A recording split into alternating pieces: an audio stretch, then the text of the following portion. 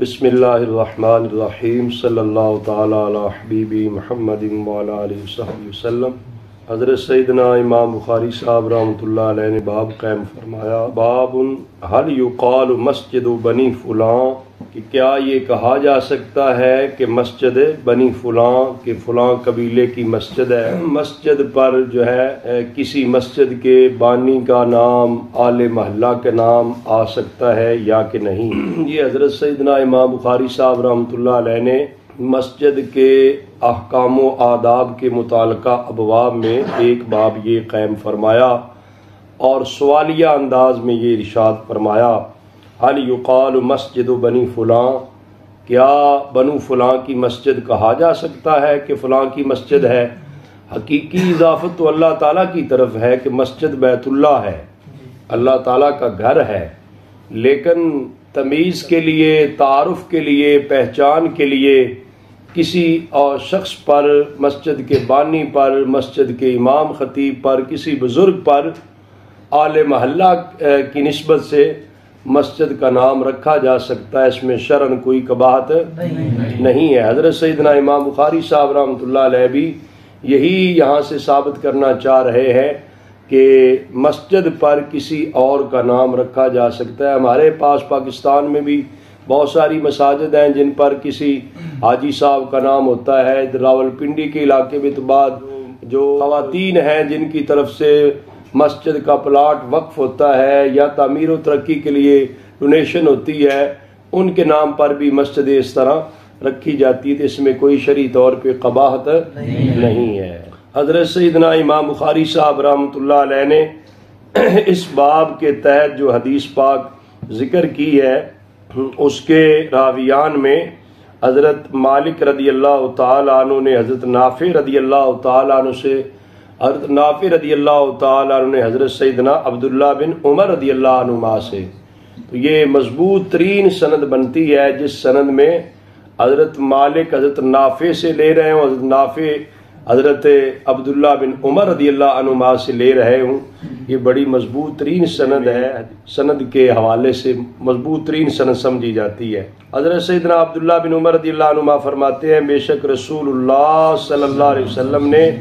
سابق بین الخیل التي ادمرت من الحفیاء وامدها ثنیۃ الوداع، کہ رسول اللہ صلی اللہ علیہ وآلہ وسلم نے مسابقہ کروایا۔ مسابقت ہوتا ہے کمپٹیشن، مقابلہ، کن کے درمیان کروایا؟ بین الخیل التي ادمرت، ان گھوڑوں کے درمیان کروایا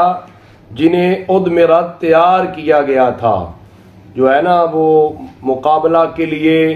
باقاعدہ طور پہ گھوڑوں کو تیار کیا جاتا، پہلے ان کو کھلا کے موٹا کیا جاتا تھا، پھر آہستہ آہستہ ان کی خوراک کم کی جاتی، دبلا کیا جاتا،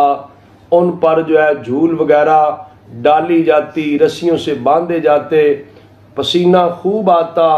تاکہ یہ ہے کہ دبلے ہو جائے، تیز رو ہو جائے، تیزی سے چلنے والے ہو جائے۔ یہ ایک مخصوص طریقہ ہے نا، جانوروں کو اس طرح جو ہے وہ تیار کیا جاتا تھا۔ تو حضرت سیدنا امام بخاری صاحب رحمۃ اللہ علیہ اس روایت میں جو ذکر کی ہے کہ رسول اللہ صلی اللہ علیہ وآلہ وسلم نے ان گھوڑوں کا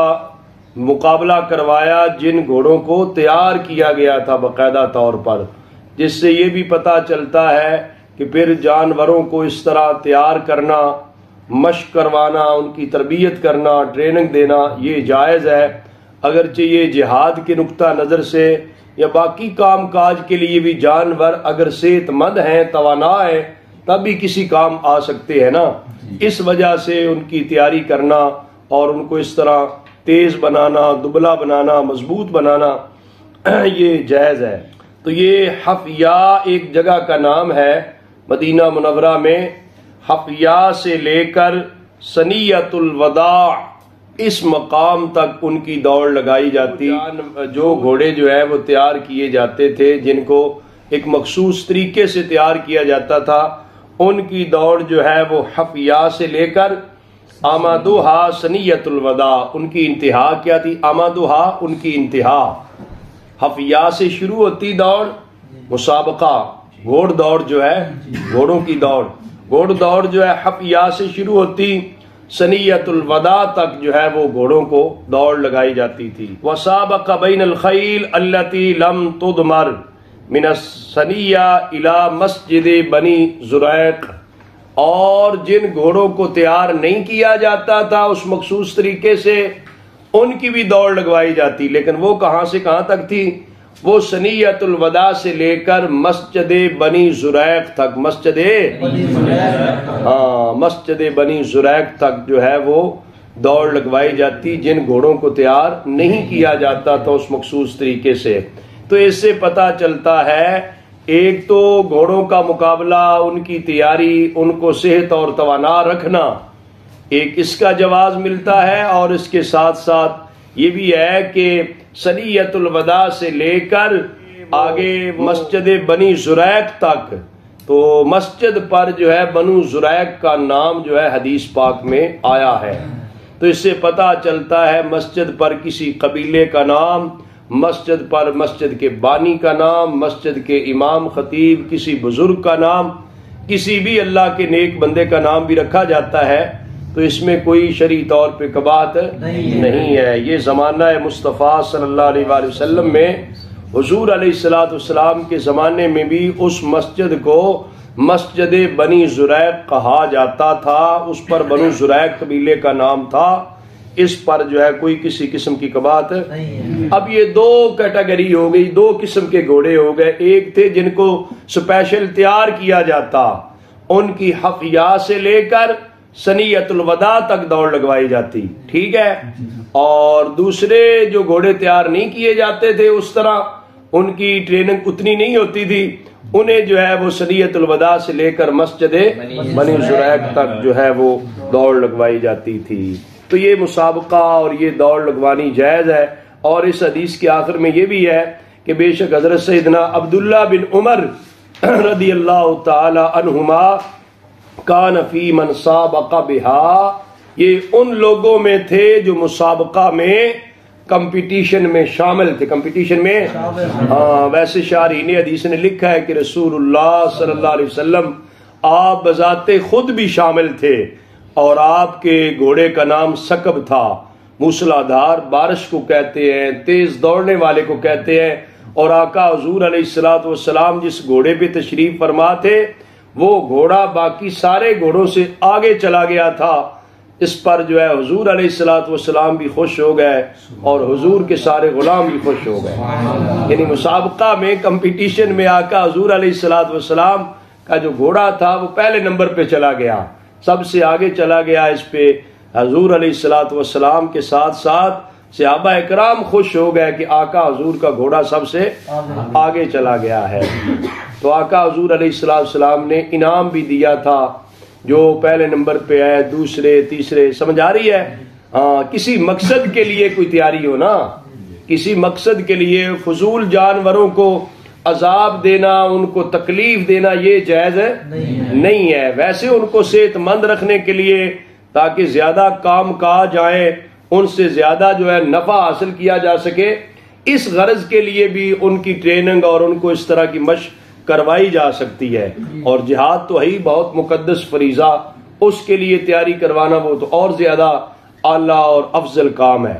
تو بہرحال یہ ہے کہ باقی کام کاج کے لیے بھی جانوروں کو اس طرح سکھانا، تربیت دینا، مضبوط کرنا جس سے آگے وہ لوگوں کے کام کاج آئے، یہ شرعاً جائز ہے، اس میں کوئی کسی قسم کی قباحت نہیں ہے۔ آقا حضور علیہ السلام کا خود بھی اس کمپٹیشن میں حصہ لینے کا ثبوت ملتا ہے، اور اس روایت کے آخر میں تو راوی حدیث حضرت سیدنا عبداللہ بن عمر رضی اللہ عنہما کا اپنا نام مبارک بھی آیا ہوا ہے کہ آپ خود جو ہے کان فی من سابق بہا، مسابقت کرنے والوں میں آپ بھی شامل تھے۔ بہرحال حضرت سیدنا امام بخاری صاحب رحمۃ اللہ علیہ نے یہ حدیث پاک اس باب کے تحت لائی ہے کہ کیا کسی مسجد کو کسی غیر خدا کا نام دیا جا سکتا ہے؟ گھر خدا کا ہے، اس پر بھی غیر خدا کا نام کا اطلاق شرعاً جائز ہے، اس میں کوئی کسی قسم کی قباحت نہیں ہے۔ حضرت سیدنا امام بخاری صاحب رحمۃ اللہ علیہ نے اگلا باب قائم فرمایا، باب القسمت و تعلیق القنو فی المسجد، مسجد میں مال کی تقسیم کرنا، گچھے لٹکانا شرعن یہ کیسا ہے؟ سمجھ آ رہی ہے؟ مسجد کے اندر کوئی مال آئے جمع کرنے کے لیے، وہاں عارضی طور پہ رکھا جائے اور لوگوں میں بانٹ دیا جائے، تقسیم کر دیا جائے، تو اس میں بھی جواز موجود ہے کہ اس لیے کہ وہاں پہ سٹور نہیں بنا رہے، مسجد میں عارضی طور پہ رکھا اور تقسیم کر دیا، عارضی طور پہ رکھا اور تقسیم کر دیا، تو اس میں مطلب کوئی ممانعت نہیں ہے۔ ہاں یہ بہتر ضرور ہے کہ اگر کوئی اور جگہ موجود ہے تو پھر کسی اور جگہ پہ ہی چیزیں اس طرح کی رکھی جائے، لیکن جو ہے وہ شرعی طور پہ ایسی مشترکہ چیزیں ہیں جو لوگوں کی فلاح و بہبود کے لیے ہے، تو وہ سامان آئے اور عارضی طور پہ رکھ کے اور اٹھا دیا جائے، بانٹ دیا جائے، تو اس میں کوئی کبات نہیں ہے۔ قال ابو عبداللہ، امام بخاری صاحب رحمۃ اللہ علیہ نے یہاں پہ بتایا القنو کا معنی کیا، العزق گچھا ہے نا، تو والاسنان، اور اس کا جو تثنیہ ہے وہ بھی قنوان ہے، قنو کی قنوان ہے، اور جماعت بھی یعنی جمع بھی جو ہے وہ بھی قنوان ہے۔ یہ گویا کہ حضرت امام بخاری صاحب رحمۃ اللہ علیہ کبھی کبھار جو ہے کسی لفظ جو ہے کسی کلمے کا لغت کو بیان کرتے ہیں، یہاں پر وہ لغت بیان کرتے ہیں۔ آپ ایک تو معنی بتایا القنو جو ہے یہ کس کو کہتے ہیں، گچھے کو کہتے ہیں، اور دوسرا فرمایا یہ اس طرح کا یہ کلمہ ہے عربی زبان میں جس کا تثنیہ بھی اسی وزن پہ ہے اور جمع بھی اسی وزن، یعنی قنوان جو ہے تثنیہ بھی ہے تو قنوان جس طرح کے سنون عربی زبان میں اس کا تثنیہ بھی سنوان آتا ہے تو جمع بھی، یہ لغت بیان کی حضرت امام بخاری صاحب رحمۃ اللہ علیہ نے۔ باقی سند جو ذکر کی ہے اس میں حضرت سیدنا امام بخاری صاحب رحمۃ اللہ علیہ نے جو سند ذکر کی اس کے آخری راوی جو صحابی رسول ہے حضرت سیدنا انس بن مالک رضی اللہ تعالی عنہ ہیں۔ آپ فرماتے ہیں نبی کریم صلی اللہ علیہ وآلہ وسلم کی بارگاہ میں بحرین سے مال لایا گیا۔ یہ مال جو تھا یہ ایک جزیہ تھا، یعنی جس علاقے کو وہاں پہ کنٹرول کیا جاتا، فتح کیا جاتا، اور وہاں سے ان لوگوں کو رہنے کی اجازت دی جاتی اور ان سے جو ہے وہ ٹیکس اور جزیہ جو ہے وہ وصول کیا جاتا۔ تو یہ بحرین سے مال آیا اور یہ آقا حضور علیہ السلام کے پاس اس طرح کے آنے والے اموال میں سب سے زیادہ مال تھا۔ آتا ہے کہ آقا حضور علیہ السلام کے پاس جب یہ مال پہنچا تو آپ نے حکم ارشاد فرمایا انصروہ فی المسجد، یہ ترجمہ الباب ہے نا، اسے مسجد میں پھیلا دو، مسجد میں رکھ دو، اسے مسجد میں رکھ دو۔ وکان اکثر مال اتی بہ رسول اللہ صلی اللہ علیہ وسلم، آقا حضور علیہ الصلوۃ والسلام کے پاس آنے والے مال میں سب سے زیادہ مال یہ تھا جو اس نوعیت کا حضور علیہ السلام کی بارگاہ میں آیا تھا۔ حدیث شریف میں آتا ہے فخرج رسول اللہ صلی اللہ علیہ وسلم الی الصلاۃ، رسول اللہ صلی اللہ علیہ وسلم نماز کے لیے تشریف لائے، ولم یلتفت الیہ، نبی پاک صلی اللہ علیہ وسلم نے کوئی توجہ ادھر، یہ آقا حضور علیہ السلام کا زہد مبارک ہے۔ آقا حضور کے دل میں دنیا کی محبت نہیں تھی، آقا حضور کے دل میں اللہ تعالیٰ کی محبت تھی۔ اس کا یہ ثبوت ہے کہ آقا حضور علیہ السلام تشریف لائے، اتنا زیادہ مال آیا جو اس سے پہلے اس نوعیت کا اتنا زیادہ مال نہیں آیا تھا، تو آقا حضور علیہ السلام نے کوئی توجہ نہیں فرمائی، سیدھی آ کر نماز پڑھا۔ فلما قضى الصلاۃ، جب نماز سے فارغ ہوئے مکمل فرمائی تو جا، پھر حضور علیہ السلام تشریف لائے، فجلس الیہ، اس مال کے پاس آقا حضور تشریف فرما ہو گئے، بیٹھ گئے۔ فما کان یرا احدا الا اعطاه، آقا حضور علیہ السلام جس جس کو دیکھتے تھے اسے ہی بلا کے عطا فرما رہے تھے، جو سامنے آتا لے جاؤ لے جاؤ لے جاؤ۔ آقا حضور علیہ السلام کے سامنے جو آتا آقا حضور علیہ السلام اس طرح اسے عطا فرما رہے ہوتے۔ اس مال کی نوعیت ایسی تھی جو آقا حضور علیہ السلام سے اختیار اور آپ کی مرضی سے جیسے چاہتے آپ تقسیم فرما سکتے تھے۔ سمجھ آ رہی ہے؟ یعنی اس میں تقسیم میں برابری والا جو معاملہ ہوتا ہے وہ موجود نہیں تھا۔ تو آقا حضور علیہ السلام کے سامنے جو آتا فما کان یرا احدا الا اعطاه، جس کو بھی حضور دیکھتے سامنے آیا فرماتے لے جاؤ، تو لے جاتے لوگ. اذ جاءہ العباس، یہاں جب کہ رسول اللہ صلی اللہ علیہ وسلم کے پاس حضور علیہ السلام کے چچا حضرت عباس رضی اللہ تعالیٰ عنہ آئے. انہوں نے عرض کی یا رسول اللہ آتنی، اے اللہ کے پیارے رسول صلی اللہ علیہ وسلم مجھے عطا کیجئے. سبحان اللہ، ہیں چچا جان لیکن حضور کو یا رسول اللہ کہہ کے بلا رہے ہیں. آقا حضور کو یا رسول اللہ کہہ کے، بھتیجے کہہ کے نہیں. یا رسول اللہ آتنی، یا رسول اللہ صلی اللہ علیہ وسلم مجھے. فإنی فادیت نفسی وفادیت عقیلا. ساتھ حضرت عباس رضی اللہ عنہ نے ایک دلیل پیش کر دی کہ میں اس لیے لے رہا ہوں کہ میں نے اپنا فدیہ بھی دیا تھا اور عقیل کا جو حضرت علی رضی اللہ تعالی کے بھائی تھے، حضرت عقیل کا فدیہ بھی میں نے دیا تھا. یہ حضرت عباس رضی اللہ تعالی نے فرمایا. جنگ بدر کے موقع پر جب گرفتاریاں ہوئی تھی، جو لوگ قیدی بنائے گئے ان میں تھے حضرت عباس رضی اللہ تعالیٰ عنہ. تو اس وقت یہ اعلان کیا گیا تھا کہ فدیہ دے کے لوگ آزادی حاصل، رہائی جو ہے وہ حاصل کر سکتے ہیں. تو اس وقت حضرت عباس رضی اللہ تعالیٰ عنہ اپنی طرف سے بھی فدیہ دیا اور حضرت عقیل رضی اللہ تعالیٰ عنہ کی طرف سے بھی فدیہ دیا، کیونکہ یہ ان کے خاندان سے بھی تھے. تو بدر کے موقع پہ ایسے ہوا. تو حضرت عباس نے جب حضور سے یہ سوال کیا کہ اے اللہ کے پیارے رسول صلی اللہ علیہ وسلم مجھے عطا کیجئے، ساتھ یہ بات بھی یاد کروا دی کہ میں نے تو فدیہ بھی دیا تھا، مال خرچ کیا تھا. اس پہ رسول اللہ صلی اللہ علیہ وسلم نے انہیں فرمایا خذ، آپ بھی لے لیں، خذ آپ بھی لے لیں. فحسا فی ثوبہ، انہوں نے چادر بچھائی اور عباس رضی اللہ تعالیٰ عنہ حسا عربی زبان میں کہتے ہیں چلو بھر بھر کے چادر میں ڈالنے لگے. سمجھ آ رہی ہے؟ سامان جو تھا مال اس سے چلو بھر بھر کے چادر میں ڈالنے لگے. ثم ذهب يقله، پھر جب اٹھانے لگے تو فلم یستطع، اٹھا نہیں سکتے تھے. اتنی بڑی گٹھڑی تھی جو حضرت عباس رضی اللہ تعالی اٹھا نہیں سکتے تھے. عرض کی یا رسول اللہ صلی اللہ علیہ وسلم، آقا حضور کسی کو حکم دے دے مجھے اٹھوا دے، مجھے، کیونکہ بہت بڑی گٹھڑی تھی نا، اکیلے اٹھا نہیں سکتے تھے.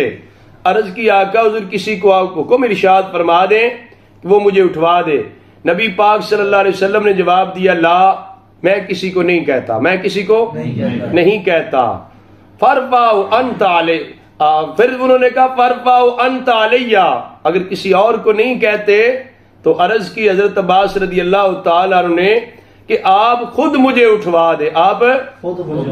نبی پاک صلی اللہ علیہ وسلم نے فرمایا لا، میں خود بھی نہیں اٹھواتا، میں خود بھی نہیں اٹھواتا. فناصر منہ، پھر حضرت عباس رضی اللہ تعالیٰ نے کچھ کم کر دی، کچھ گٹھڑی میں سے کچھ کم کر دیا نا، بکھیر دیا، اس سے الگ کر دیا. ثم ذهب يقله، پھر گٹھڑی کو اٹھانے لگے. فقال، عرض کی یا رسول اللہ مر بعدهم يرفعه الی، اے اللہ کے پیارے رسول صلی اللہ علیہ وسلم آپ کسی کو حکم دیں کہ وہ مجھے اٹھوا دے. حضور نے فرمایا لا، میں کسی کو نہیں کہتا، میں کسی کو نہیں کہتا. پھر حضرت عباس نے عرض کی فرفعوا انت علی، آپ خود مجھے اٹھوا دے. رسول اللہ صلی اللہ علیہ وسلم نے فرمایا لا، میں خود بھی نہیں اٹھواتا. فناصر منہ، پھر کچھ اور کم کیا، پھر کچھ اور کم کیا. حضور علیہ السلام چاہتے یہ تھے کہ حضرت عباس رضی اللہ تعالیٰ عنہ جتنا اٹھا سکتے ہیں اتنا لے جائیں، اس سے زیادہ نہ لے جائیں، ورنہ آقا حضور علیہ السلام خود بھی اٹھوا سکتے تھے، کسی کو حکم بھی ارشاد فرما سکتے تھے. آقا حضور علیہ السلام نے نہ کسی کو حکم دیا نہ خود اٹھوایا کہ جتنا جتنا لے جا سکتے ہیں اتنا تو لے جائیں، اس سے زیادہ نہ لے جائیں نا. تو ثم احتملہ، پھر کہتے ہیں کچھ اور کم کیا تو حضرت عباس رضی اللہ تعالی نے ثم احتملہ، اس کو اٹھا لیا. فالقاه علی کاہلہ، اپنے کندھے پہ رکھا. ثم انطلق، پھر آپ تشریف لے گئے. فما زال رسول اللہ صلی اللہ علیہ وسلم یتبعہ بصرہ حتی خفی علینا عجبا من حرص، رسول اللہ صلی اللہ علیہ وسلم پیچھے دیکھتے رہے ان کی طرف، اور یہاں تک کہ وہ چھپ گئے، مخفی ہو گئے، یعنی آگے چلے گئے. اس وقت تک حضور دیکھتے رہے عجبا من حرصہ، ان کی حرص پر تعجب کرتے ہوئے، فما قام رسول اللہ صلی اللہ علیہ وسلم وسم منہا درہم، رسول اللہ صلی اللہ علیہ وسلم جو اتنا زیادہ مال آیا کہ بحرین سے آنے والا مال حضور کے پاس آنے والے اموال میں سب سے زیادہ تھا، آپ نے پاس بیٹھ کے تقسیم کروایا، اپنے اہل خانہ کے لیے ایک درم بھی نہیں رکھا، سارے کا سارا مال تقسیم کروایا۔ فما قام رسول اللہ صلی اللہ علیہ وسلم وسم منہا درہم، رسول اللہ صلی اللہ علیہ وآلہ وسلم اس وقت تک نہیں اٹھے جب تک سارے کا سارا تقسیم نہیں کر دیا۔ یہ رسول اللہ صلی اللہ علیہ وسلم کی سیرت مبارک آپ کا اسوہ حسنہ ہے ہم سب کے لیے بھی، کہ جو اس طرح کا مال ہے جو راہ خدا میں خرچ کرنا ہے ان کو پھر اس طرح خرچ کیا جائے۔ اگرچہ آقا حضور علیہ السلام کا اختیار تھا، اپنے لیے رکھ لیتے، گھر والوں کے لیے رکھ لیتے، اس کے باوجود آقا حضور علیہ السلام کا نہ رکھنا یہ زہد ہے۔ آقا حضور علیہ السلام کی یہ زاہدانہ شان مبارک ہے کہ آقا حضور کے پاس سب سے زیادہ جو مال آیا اسے ایک درم بھی نہیں بچایا، سارے کا سارا راہ خدا میں خرچ کر دیا ہے۔ حضور علیہ السلام کی یہ سخاوت بھی ہے، دریا دلی بھی ہے کہ آقا حضور علیہ السلام نے اپنے پاس کچھ نہ رکھا، جب تک تقسیم نہیں ہوا بیٹھے رہے۔ اس میں ہمارے لیے بھی سبق ہے کہ ہمارے پاس بھی مال آتا ہے، خاص طور پہ علماء کرام، مساجد کی انتظامیہ، مدارس کے محتمم اور ناظمین، ان کے پاس بھی ایسے اموال آتے ہیں جن میں انہیں بطور امین بنایا جاتا ہے، بطور امانت انہوں نے رکھنے ہیں، آگے تقسیم کرنے ہیں، آگے جس مقصد کے لیے اس پہ صرف کرنے ہوتے ہیں، تو ان کی تقسیم میں اور پھر مستحق تک پہنچانے میں ان چیزوں کو ضرور مد نظر رکھا جائے۔ آج کے ایام میں جو وطن عزیز پاکستان میں ایک بہت بڑی آفت سیلاب کی صورت میں آئی ہے، اس حوالے سے بھی اہل وطن، اہل ایمان، اہل محبت بہت زیادہ ذوق شوق کے ساتھ اپنے مسلمان بھائیوں کی مدد کر رہے ہیں۔ ان کے لیے فنڈ ریزنگ ہوتی ہے، بہت سارے مال اسباب جمع ہوتے ہیں۔ ایسے حالات میں بھی ان تنظیموں، جماعتوں کے رہنما، زعماء جو ہیں، ان کو چاہیے کہ حضور اکرم صلی اللہ علیہ وسلم کے اس اسوہ حسنہ، آپ کی سیرت مبارکہ کو مد نظر رکھیں، تاکہ جن کے نام پر یہ مال جمع کیا گیا، جس مقصد کے لیے اسباب اکٹھے کیے گئے، وہ فنڈ اکٹھا کیا گیا، وہ پوری حفاظت کے ساتھ جو ہے ان مستحقین تک پہنچایا جائے جو متاثرین سیلاب ہیں۔ آقا حضور علیہ السلام کے اس عمل مبارک سے ہمارے لیے یہ سبق ملتا ہے۔ میرے قبلہ مرشد گرامی، قیوم زماں، استاذ العلماء، حضرت علامہ الحاج پیر سید محمد مظہر قیوم شاہ صاحب مشہدی نور اللہ مرقدہ، سجادہ نشین اول آستانہ علیہ بکھی شریف، آپ کا یہ عمل مبارک تھا کہ آپ جشن عید میلاد النبی صلی اللہ علیہ وسلم کے موقع پر جو ہے بہت سارے احباب سے اور بذات خود جو ہے مال اسباب جمع کرتے، اور حضور علیہ السلام کی جشن ولادت کی خوشی میں جو معاشرے کے نادار لوگ ہوتے، بڑی حفاظت کے ساتھ اور بڑی امانتداری کے ساتھ ان کی عزت نفس کو برقرار رکھتے ہوئے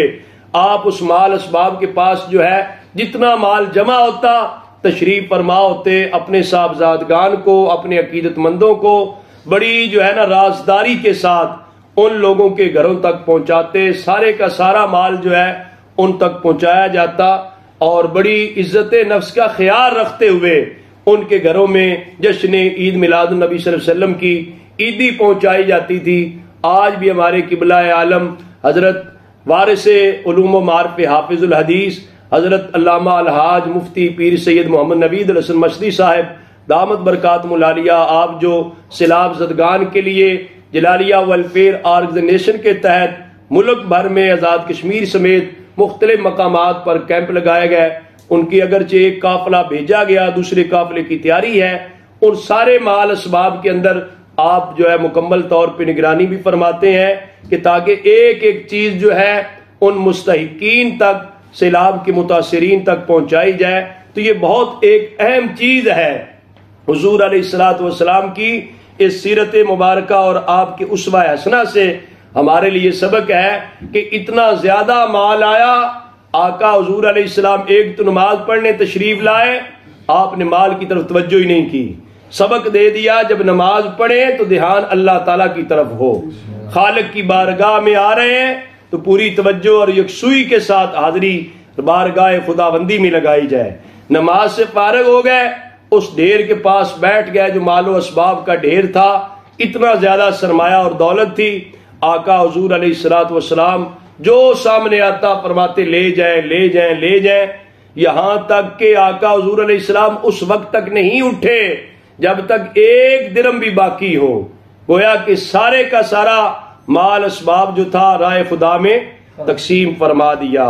یہ سرکار دو عالم صلی اللہ علیہ وسلم کا زہد مبارک ہے، اس میں ہمارے لیے بھی سبق ہے کہ ہم آپ کے نقش قدم پہ چلتے ہوئے جو علماء ہیں، مشائخ ہیں، جو سماجی رفائی اور اس طرح کی تنظیموں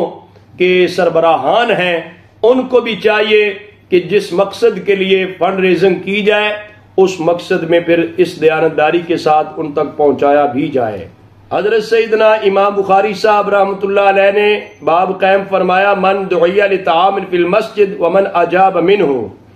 جسے طعام کے لیے بلایا جائے وہ بندہ مسجد میں ہے، اسے کھانا کھانے کے لیے دعوت دی جائے، ومن اجاب منہ، جو آگے اس دعوت کو قبول کرے، اس دعوت کو تو ظاہر ہے اتنی بات کرنے میں کوئی حرج ہے، مسجد میں بیٹھے ہوئے لوگوں کو کہنا آپ تشریف لائیں کھانا کھا لیں، اس میں کوئی کبات نہیں ہے۔ ویسے دنیاوی باتیں کرنا مسجد میں بغیر ضرورت کے مکروہ ہے، لیکن یہ اتنی بات کرنے میں کوئی حرج نہیں ہے۔ اس باب کے تحت حدیث پاک لے کر آئے کہ جس کے راوی حضرت سیدنا انس رضی اللہ تعالی فرماتے ہیں، میں نے نبی پاک صلی اللہ علیہ وسلم کو مسجد میں پایا، آپ کے ساتھ صحابہ کرام تشریف فرما تھے، میں کھڑا ہو گیا، میں حضور کے پاس جا کر، یہ حضور علیہ السلام کے خادم خاص ہے نا، ننھے خادم خاص،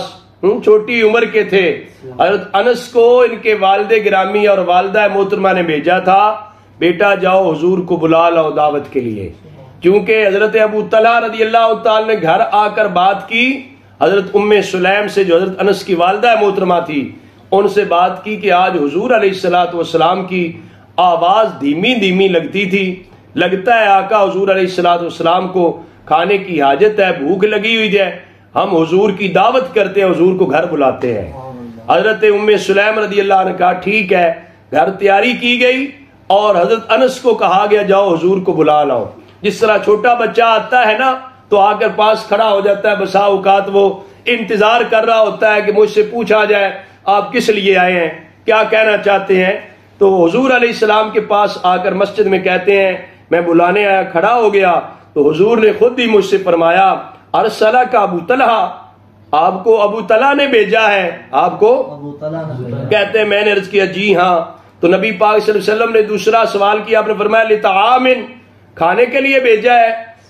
کہتے ہیں میں نے عرض کی جی ہاں، تو نبی پاک صلی اللہ علیہ وسلم نے لمن حولہ، جو آپ کے پاس بیٹھے تھے، فرمایا قومو، آپ بھی اٹھو چلتے ہیں، فن طلقا، حضور چلے۔ انس کہتے ہیں جب حضور نے باقی صحابہ کرام سے بھی کہا آؤ چلتے ہیں دعوت کھانے کے لیے، کہتے ون طلقت بین ایدیہم، میں ان کے آگے آگے جلدی جلدی گیا،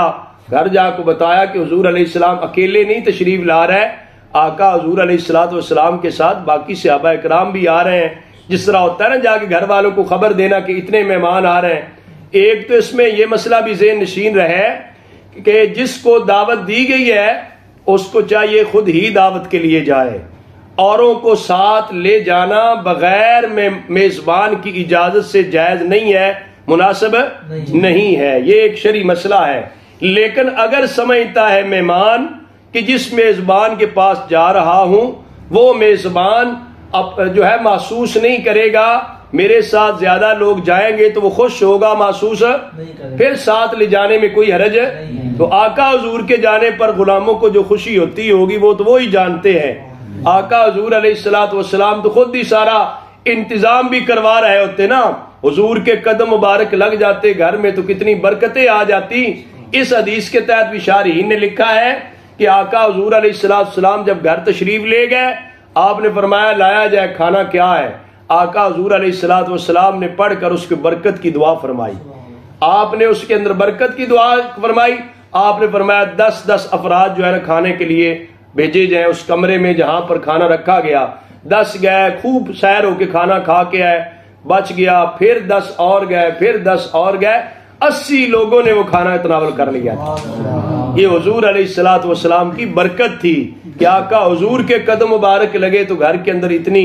برکت آ گئی تھی. تو آقا حضور کے ساتھ لے جانے میں تو کوئی حرج نہیں تھا نا. آقا حضور تو خود ہی سارا انتظام بھی کر رہے ہوتے. میرے قبلہ عالم حضرت اعلیٰ حضرت حافظ الحدیث رحمۃ اللہ علیہ کے بارے آتا ہے کہ آپ کی دعوت بکھی شریف کا ایک غریب آدمی کرتا تھا بسا اوقات. تو حضرت صاحب اپنے گھر سے آٹا بھی, گھی بھی, چینی, دالیں, جو کچھ ہوتا سامان وہ بھی سارا اپنے گھر سے بھیجا ہوتا تھا. اس نے گھر صرف پکانا ہوتا تھا. آپ خود بھی تشریف لے جاتے, طالب علموں کو بھی ساتھ لے جاتے. وہ بھی خوش ہو جاتا کہ آج میرے گھر میں بھی حضرت صاحب تشریف لائے ہیں. تو یہ لجپال جو ہوتے ہیں ان کا ایک اپنا انداز اور طریقہ ہوتا ہے. حضور علیہ السلام کی اسی سنت کی ادائیگی کے لیے ہی حضرت حافظ الحدیث رحمۃ اللہ علیہ بھی اتنی شفقت فرمایا کرتے. تو یہ سرکار دو عالم صلی اللہ علیہ وآلہ وسلم کا اپنے غلاموں کو ساتھ لے جانا, اس میں کوئی حرج نہیں تھا کہ آپ کے جانے سے تو آلریڈی برکت اتنی ہونی تھی. آپ تو جانتے تھے کہ وہ کھانا جو ہے سب کے لیے کافی اور وافی ہوگا. دعا ہے کہ اللہ تبارک و تعالی مجھے اور آپ سب کو نبی کریم صلی اللہ علیہ وآلہ وسلم کے ارشادات عالیہ پڑھنے, سمجھنے, عمل کرنے کی توفیق عطا فرمائے.